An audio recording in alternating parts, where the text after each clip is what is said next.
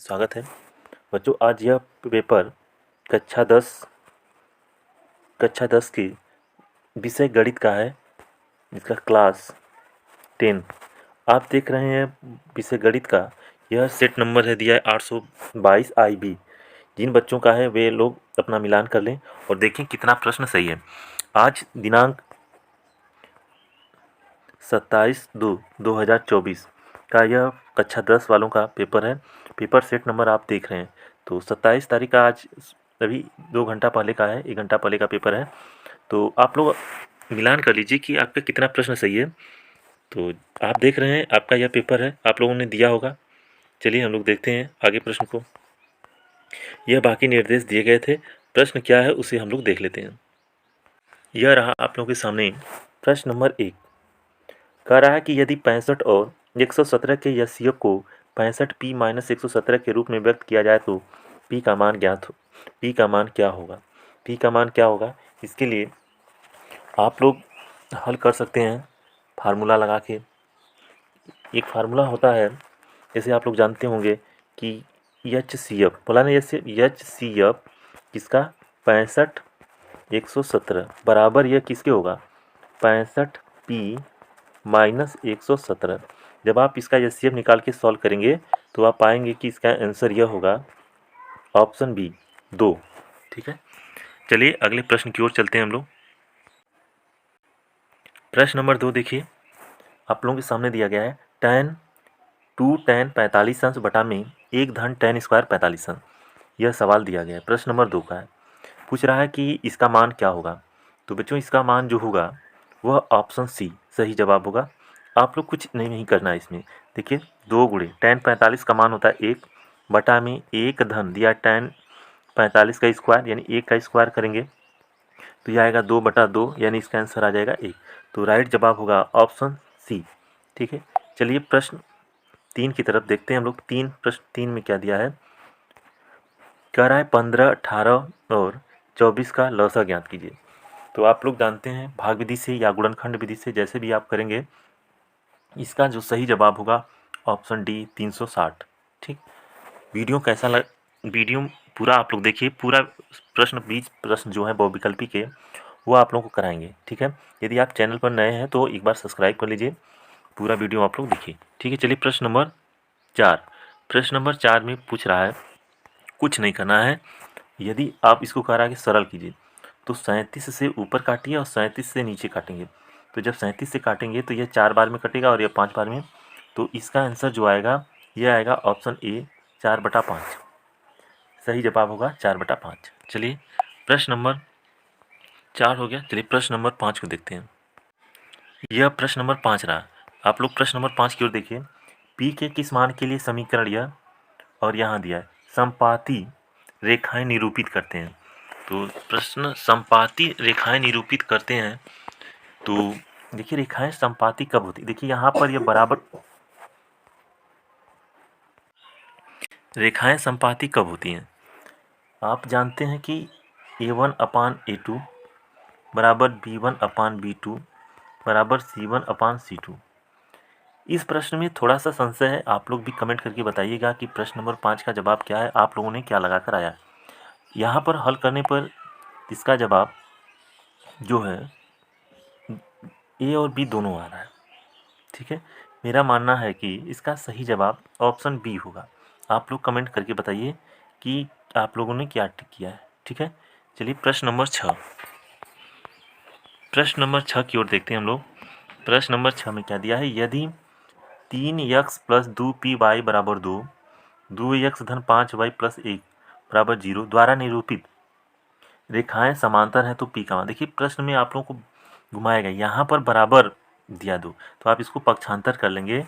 3x धन 2py - 2 बराबर 0। यह समीकरण बना के A1 A2 B1 B2 C1 C2 का मान जब आप निकाल लेंगे दोनों से और सॉल्व करेंगे तो पाएंगे कि इसका जो जवाब होगा ऑप्शन ए होगा 15/4।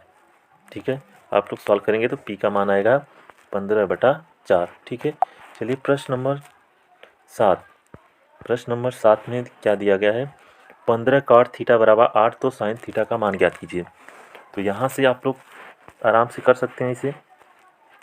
जब आप लोग कॉट थीटा का मान रखेंगे तो यह आएगा 15 और यहाँ लिखेंगे 8। जब कर्ण का मान निकालेंगे तो आएगा 17। तो आपसे साइन थीटा का मान पूछ रहा है, तो यह आप लोगों का सही जवाब होगा 15/17। क्यों? क्योंकि साइन थीटा का मान जो होता है लंब बटा कर्ण होता है। तो आप लोग लंब 15, कर्ण क्या हो जाएगा 17, तो 15/17। चलिए प्रश्न आगे देखते हैं हम लोग। यह रहा प्रश्न नंबर 8। प्रश्न नंबर 8 क्या पूछ रहा है, यदि ए बी सी तथा एक्स वाई जेड दो समरूप त्रिभुज हों तथा ए बराबर 75 वाई बराबर 57 तो सी का मान ज्ञात कीजिए। तो आसान प्रश्न है, इसका सी का जो मान होगा वह 48 अंश आएगा। आप लोग इसको कर लीजिए। प्रश्न नंबर 8 का आंसर है 48। प्रश्न नंबर 9। प्रश्न नंबर 9 देखिए, प्रश्न नंबर 9, बिंदु यम -3, 4 मूल बिंदु से दूरी, यानी एक बिंदु होगा 0, 0, दूसरा बिंदु है -3, 4 के बीच की दूरी का फार्मूला यदि आपको लगाना है, इसका जवाब आएगा ए 5। ठीक, 9 का 5। चलिए प्रश्न नंबर 10 की ओर चलते हैं हम लोग। प्रश्न नंबर 10, बिंदु -2, 6 और -2, 10 को मिलाने वाले रेखाखंड के मध्य बिंदु का निर्देशांक। मध्य बिंदु का निर्देशांक आप लोग जानते हैं x1 + x2 बटा में 2, y2 प्लस y1 + y2 बटा में 2। ये फार्मूला आप लोग लगाएंगे तो इसका जवाब आएगा ऑप्शन ए -2, 8। प्रश्न 10। चलिए प्रश्न नंबर 11 को देखते हैं। प्रश्न 11 देखिए आप लोग, इसका जो जवाब होगा प्रश्न नंबर 11, यदि ए डी लंब है बी सी पर, तो प्रश्न ऊपर हिंदी में लिखा है, यहाँ इंग्लिश में। चलिए देखते हैं इसको। किसी समबाहु त्रिभुज ए बी सी में यदि ए डी लंब बी सी हो तो ए डी स्क्वायर बराबर होगा। तो इसका सही जवाब आप लोग लगाए होंगे ऑप्शन डी। इसका सही जवाब है option D, 3DCD², option D. चलिए प्रश्न नंबर 12। प्रश्न नंबर 12 का जवाब है, प्रश्न दिया है त्रिभुज ABC के शीर्षों के निर्देशांक दिए गए हैं 7, 5, 5, 7 -3, तो -3, 3 है। तो यदि BC का मध्य बिंदु D है तो AD का मान ज्ञात कीजिए। AD का मान आएगा आप लोग को, प्रश्न नंबर 12 सही जवाब होगा इसका 6 मात्रक। ठीक, एक बार आप लोग हल कर लेंगे। ठीक है, चलिए प्रश्न नंबर 13 की ओर चलते हैं। प्रश्न नंबर 13 आसान एकदम। सेक थीटा बराबर 2, तो थीटा बराबर पूछा है, तो थीटा बराबर होगा सेक इनवर्स 2, यानी कहने का मतलब 2 को सेक में रखेंगे तो यह आएगा आपका बी 60 अंश। ठीक है, चलिए आगे प्रश्न को। प्रश्न नंबर 14 देखिए आप लोग। प्रश्न नंबर 14 में क्या दिया है, आपसे पूछा जा रहा है cosec square theta minus cot square theta into 1 - cos square theta का मान ज्ञात कीजिए।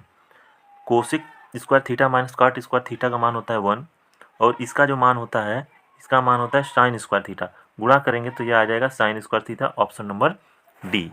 चलिए प्रश्न नंबर 15 को। प्रश्न नंबर 15 को आप लोग देखिए, एक लंबवृत्तीय बेलन के आधार का क्षेत्रफल 9 पाई सेमी स्क्वायर है, तो उसके आधार की त्रिज्या, आप लोग लंबवृत्तीय जो बेलन है उसका आधार कैसा होता है, वृत्ताकार होता है, तो उसका क्षेत्रफल आप लोगों को दिया है 9 पाई, तो उस पूछ रहा है त्रिज्या क्या है। तो वृत्त का क्षेत्रफल क्या होता है, पाई आर स्क्वायर, और यहाँ दिया है 9 पाई, तो पाई से पाई कटेगा, आर स्क्वायर बराबर 9, तो आर बराबर कितना आएगा 3। ऑप्शन कौन सा सही होगा, ऑप्शन नंबर ए 3 सेमी। चलिए प्रश्न नंबर 16 को देखा जाए। 4 सेमी त्रिज्या वाले वृत्त के अंतर्गत खींचे जा सकने वाले वर्ग का क्षेत्रफल, जैसे देखिए 4 सेमी त्रिज्या अगर 4 सेमी है तो 4 सेमी इधर और 4 सेमी, तो इससे होकर आप वर्ग खींचेंगे तो 4, इसके लंबाई कितना होगा 8 सेमी, और वर्ग है तो भुजा आ जाएगा इसका 8 सेमी, तो क्षेत्रफल हो जाएगा 8 का स्क्वायर 8 64। ऑप्शन सही होगा इसका ए 64 सेमी स्क्वायर। ठीक है, चलिए आगे प्रश्न को देखते हैं हम लोग। प्रश्न नंबर देखिए 17, निम्नलिखित साड़ी के से माध्य होगा, तो इसका सही जवाब होगा 6.6। इसका सही जवाब होगा 6.6। चलिए प्रश्न नंबर 17। प्रश्न नंबर 18 देखिए, एक पासे को एक बार फेंका जाता है तो अभाज्य संख्या आने की प्रायिकता ऑप्शन बी सही जवाब होगा 1/2 अभाज्य संख्या आने की प्रायिकता। ठीक है ना, यह आप लोग आराम से लगा सकते हैं इसको। प्रयोग 1 2 3 4 5 6, तो इसमें 2 होगा, 3 होगा, 5 होगा, 3 होगा, तो 3 बटा इसका 6 हो जाएगा, तो इसको हल करेंगे तो 1/2 आ जाएगा। कौन सा ऑप्शन सही है? B option 1/2। चलिए प्रश्न देखते हैं आगे। प्रश्न नंबर 18 हो गया। 19 को देखते हैं हम लोग। प्रश्न नंबर 19, यदि किसी आवृत्ति वितरण का माध्य दिया है माध्यिका, तो उसका बहुलक पूछ रहा है। फार्मूला होता है बहुलक बराबर 3 गुणे माध्यिका माइनस 2 गुणे माध्य। जब आप इस फार्मूले पर रखेंगे तो इसका राइट आंसर आएगा, यह सही जवाब होगा ऑप्शन डी 22। चलिए इस सीरीज का लास्ट प्रश्न है। आपसे क्या पूछा जाए, निम्नलिखित में से कौन सी किसी घटना की नहीं हो सकती? Option A. वीडियो कैसा लगा आप लोग एक बार कमेंट करके बताइए। पूरा वीडियो देखने के लिए आप लोगों का धन्यवाद।